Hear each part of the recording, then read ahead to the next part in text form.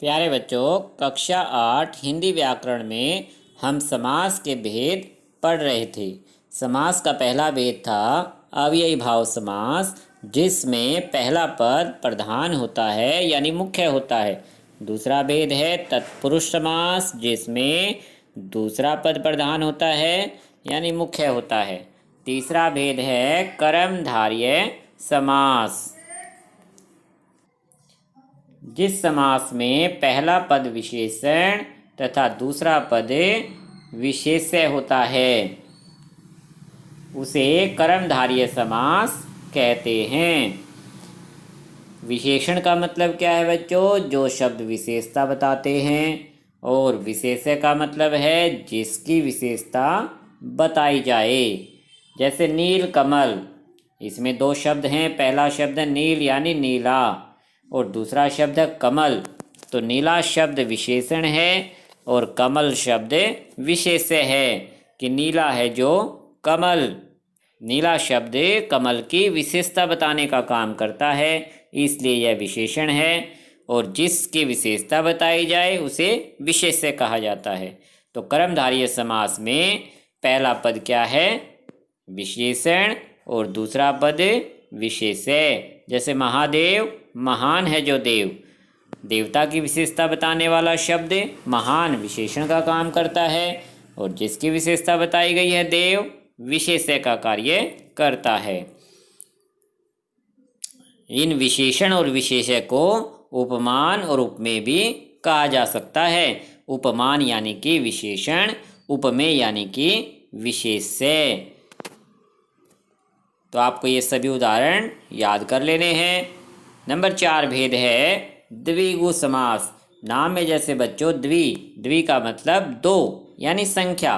जिस समास में पहला पद संख्यावाची होता है, तो नाम से पहचान हो जाएगी द्विगु समास की कि पहला पद संख्यावाची है, वह द्विगु समास है। जैसे नवग्रह यानी 9 ग्रह, 9 ग्रहों का समूह। पहला पद क्या है? एक संख्या है। सभी में देख सकते हैं पहला पद एक संख्यावाचक शब्द है और संपूर्ण जो समास शब्द है वो एक समूह का बोध कराता है। जैसे अष्टाध्यायी 8 अध्यायों का समूह अष्टाध्यायी कहलाता है। तो 8 पाठों के समूह को अष्टाध्यायी कहते हैं। तो इस तरह से बच्चों द्विगु समास की पहचान आपको संख्या से करनी है। नंबर 5 है द्वंद्व समास। द्विगु से मिलता है। द्विगु में भी द से शुरू था, द्वंद्व भी द, लेकिन अंतर क्या है? द्विगु यानी दो संख्या, जबकि द्वंद्व क्या है? जिस समास में दोनों पद समान रूप से प्रधान हों। जिस समास के दोनों पद समान रूप से प्रधान होने का मतलब है दोनों पदों का समान महत्व हो, वहाँ द्वंद्व समास होता है। जैसे सुख दुख दोनों का समान महत्व है। विग्रह करने पर क्या होगा? और योजक चिन्ह लगाया जाएगा, सुख और दुख।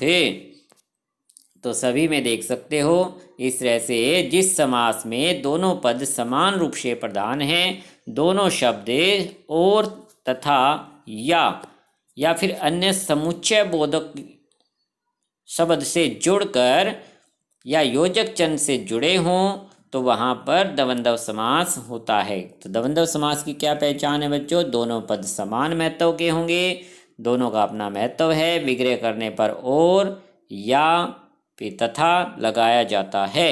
इसके सभी उदाहरण आपको याद करने हैं। नंबर 6 भेद है बहुव्रीहि समास। बहुव्रीहि समास जिस समस्त पद में यानी जिस समास में कोई भी पद प्रधान न हो, यानी क्या होगा कि दोनों पद मिलकर किसी अन्य का बोध कराएंगे कि समस्त पद किसी संज्ञा शब्द की विशेषता बताए, यानी किसी अन्य का बोध कराए। क्या है कि अन्य का बोध कराए, अन्य का बोध कि समास शब्द मिलकर किसी अन्य का बोध कराए, वहाँ पर बहुव्रीहि समास होता है कि जिस समास का कोई भी पद प्रधान न हो और समस्त पद किसी अन्य का बोध कराए, वहाँ क्या होता है? बहुब्रीहि समास। जैसे घन श्याम, दो शब्द हैं कि घन और श्याम। घन क्या होता है? बादल, श्याम यानी समान। श्याम यानी श्री कृष्ण को कहा गया है कि घन के समान है जो श्याम, अर्थात श्री कृष्ण। तो इस बच्चों इसमें दोनों पदों का महत्व नहीं है, कोई भी पद प्रधान नहीं है, श्री कृष्ण की तरफ इशारा करता है समास, तो यह बहुब्रीहि समास कहलाएगा। दशानन कि 10 हैं आनन जिसके। अब 10 बच्चों संख्यावाचक शब्द है, लेकिन इसे द्विगु समास नहीं कह सकते। द्विगु में पढ़ा था हमने कि पहला पद संख्यावाची है, लेकिन यहाँ पर दशानन शब्द किसी अन्य का बोध कराता है, यानी रावण की तरफ इशारा करता है, इसलिए दशानन क्या है? बहुब्रीहि समास है। तो इस तरह से आपको इन्हें समझ कर याद करना। चतुर्भुज 4 हैं भुजाएं जिसकी, अर्थात विष्णु की तरफ इशारा करता है, तो यह भी द्विगु समास नहीं कहलाएगा।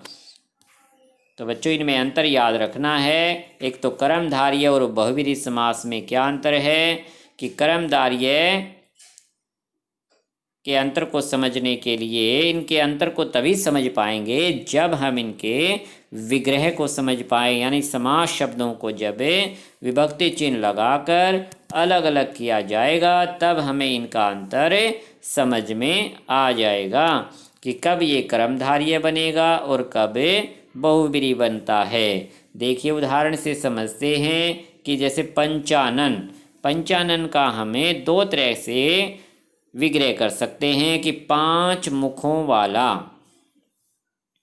यानी मुखों की विशेषता बताई कि वो 5 हैं, तो ये कर्मधारय समास है। 5 मुख हैं जिसके, अर्थात शिव, तब यह बहुब्रीहि समास बन जाता है, क्योंकि यह शिव की तरफ इशारा करता है। नीलकंठ, नीला है जो कंठ, यानी कंठ की विशेषता बताता है नीला शब्द, तो पहला पद विशेषण है, दूसरा विशेष्य है, तब यह कर्मधारय है। अगर विग्रह करते हैं नीला है कंठ जिसका, अर्थात शिव, तब यह बहुब्रीहि समास बन जाएगा। लंबोदर, जो लंबे उदर वाला हो, यानी उदर यानी पेट की विशेषता है कि उसका पेट लंबा है, तब यह कर्मधारय है। और विग्रह करें कि लंबा है उदर जिसका, अर्थात गणेश, तब इसे हम बहुब्रीहि समास कहेंगे। इसी तरह से घनश्याम कि घन के समान श्याम, यानी श्याम की विशेषता है कि वो घन के समान है, तब यह कर्मधारय है। और अगर विग्रह करें कि घन के समान श्याम है जो लगा देने से या जिसका लगा देने से किसी अन्य की तरफ संकेत होता है, यानी कृष्ण, तब यह बहुब्रीहि समास बन जाता है। पीताम्बर, पीला है अंबर जो, यानी पीले हैं जो वस्त्र, तो वस्त्र की विशेषता है कि वो पीले हैं। और कहा जाए पीले हैं वस्त्र जिसके, यानी अर्थात श्री कृष्ण या विष्णु, तब यह बहुब्रीहि समास बनता है। तो बच्चों विग्रह करके देखना पड़ता है कि वह किस समास की तरफ इशारा करता है। इसी तरह से द्विगु और बहुब्रीहि में भी अंतर होता है। द्विगु में पहला पद संख्यावाचक बनेगा और समास समूह का काम करेगा, जबकि बहुब्रीहि में पहला पद चाहे संख्यावाचक है चाहे कुछ भी है, लेकिन दोनों पद मिलकर किसी अन्य का बोध कराते हैं। जैसे चतुर्भुज, 4 भुजाओं का समूह, अगर ऐसा विग्रह करते हैं तो 4 संख्यावाचक है और समास जो है एक समूह का बोध कराता है, तब यह द्विगु समास है। और अगर कहा जाए 4 भुजाएं हैं जिसकी, अर्थात विष्णु, तब यह किसी विष्णु अन्य का बोध कराता है, यानी विष्णु का बोध कराता है, तब यह बहुब्रीहि समास है। इसी तरह से त्रिनेत्र, 3 नेत्रों का समूह, यानी पहला पद संख्यावाची और संपूर्ण समास समूह का बोध कराता है। लेकिन अगर कहते हैं 3 हैं नेत्र जिनके या जिसके, अर्थात शिव, तब यह क्या बन जाता है? बहुब्रीहि समास बन जाता है। इस तरह से बच्चों समास के जो भेद हैं उन्हें आपको अच्छे से समझना है, सभी उदाहरणों को याद करना है। पिछले अध्याय में हमने संधि पढ़ी थी। अब संधि और समास में भी अंतर है। संधि से भी शब्दों की रचना हुई थी, समास से भी शब्दों की रचना है, लेकिन इनमें अंतर है। संधि में दो शब्दों के बीच ध्वनियों का मेल होता है, यानी पहले शब्द की अंतिम ध्वनि, दूसरे शब्द की पहली ध्वनि, उन दोनों ध्वनियों को यानी वर्णों को मिलाया जाता है, दोनों शब्द एक बन जाते हैं। लेकिन समास में दो संबंध पदों को पास पास लाकर एक सार्थक शब्द बनाया जाता है। समास में क्या है बच्चों, आपस में संबंध रखने वाले दो शब्दों को मिला दिया जाता है, उनके बीच की विभक्ति को हटा दिया जाता है। संधि में विभक्ति या पद का लोप नहीं होता, यानी संधि में हम क्या देखते हैं कि दोनों पदों के बीच यानी दोनों शब्दों के बीच कोई विभक्ति चिन्ह नहीं होता, लेकिन समास में विभक्ति चिन्ह होता है और उसका लोप यानी कि उसे गायब कर दिया जाता है जब समास शब्द बनाते हैं तब। संधि युक्त शब्दों को अलग करने की जो प्रक्रिया है वह संधि विच्छेद है, जबकि समस्त पद को यानी समास को अलग करने की प्रक्रिया समास विग्रह कहलाती है।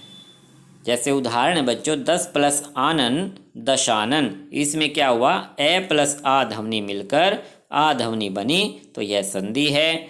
10 आनन वाला यह शब्दों का जो समूह है इससे भी दशानन बना, लेकिन यह समास के अंतर्गत बनता है, इसमें विभक्ति का लोप हुआ। 10 आनन वाला या 10 आनन हैं जिसके, उसे दशानन कहा जाता है।